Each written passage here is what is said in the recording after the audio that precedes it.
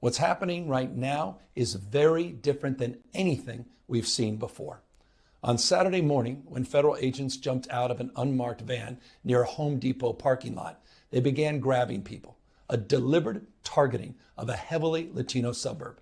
A similar scene played out when a clothing company was raided downtown. In other actions, a U.S. citizen, 9 months pregnant, was arrested, a 4-year-old girl taken, families separated, friends quite literally disappearing. In response, everyday Angelenos came out to exercise their constitutional right to free speech and assembly, to protest their government's actions. In turn, the state of California and the city and county of Los Angeles sent our police officers to help keep the peace. And with some exceptions, they were successful. Like many states, California is no stranger to this sort of unrest. We manage it regularly and with our own law enforcement. But this, again, was different. What then ensued was the use of tear gas, flashbang grenades, rubber bullets, federal agents detaining people and undermining their due process rights. Donald Trump, without consulting California law enforcement leaders, commandeered 2,000 of our state's National Guard members to deploy on our streets, illegally and for no reason. This brazen abuse of power by a sitting president inflamed a combustible situation, putting our people, our officers, and even our National Guard at risk. That's when the downward spiral began. He doubled down on his dangerous National Guard deployment by fanning the flames even harder. And the president, he did it on purpose. As the news spread throughout LA, anxiety for family and friends ramped up. Protests started again. By night, several dozen lawbreakers became violent and destructive. They vandalized property. They tried to assault police officers. Many of you have seen the video clips of cars burning on cable news.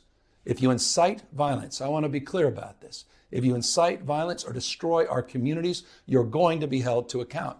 That kind of criminal behavior will not be tolerated. Full stop. Already more than 220 people have been arrested, and we're reviewing tapes to build additional cases, and people will be prosecuted to the fullest extent of the law.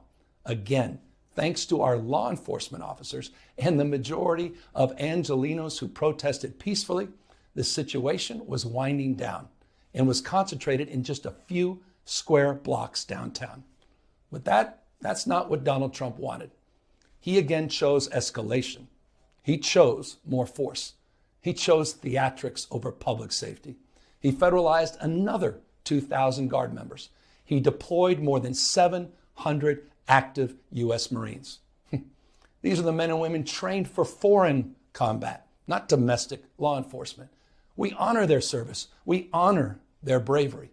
But we do not want our streets militarized by our own armed forces, not in LA, not in California, not anywhere. We're seeing unmarked cars in school parking lots, kids afraid of attending their own graduation. Trump is pulling a military dragnet all across Los Angeles, well beyond his stated intent to just go after violent and serious criminals. His agents are arresting dishwashers, gardeners, day laborers, and seamstresses. That's just weakness masquerading as strength. Donald Trump's government isn't protecting our communities. They're traumatizing our communities. And that seems to be the entire point. California will keep fighting. We'll keep fighting on behalf of our people, all of our people, including in the courts. Just yesterday, we filed a legal challenge to Donald Trump's reckless deployment of American troops to a major American city. Today, we sought an emergency court order to stop the use of the American military to engage in law enforcement activities across Los Angeles. If some of us could be snatched off the streets without a warrant, based only on suspicion or skin color, then none of us are safe. Authoritarian regimes begin by targeting people who are least able to defend themselves, but they do not stop there. Trump and his loyalists, they thrive on division because it allows them to take more power and exert even more control. And by the way, Trump, he's not opposed to lawlessness and violence as long as it serves him. What more evidence do we need than January 6th? I ask everyone, take time, reflect on this perilous moment. A president who wants to be bound by no law or constitution, perpetuating a unified assault on American traditions. This is a president who in just over 140 days has fired government watchdogs that could hold him accountable for corruption and fraud. He's declared a war on culture, on history, on science, on knowledge itself. Databases, quite literally, are vanishing. He's delegitimizing news organizations, and he's assaulting the First Amendment. And the threat of defunding them, at threat, he's dictating what universities themselves can teach. He's targeting law firms and the judicial branch that are the foundations of an orderly and civil society. He's calling for a sitting governor to be arrested for no other reason than to, in his own words, for getting elected.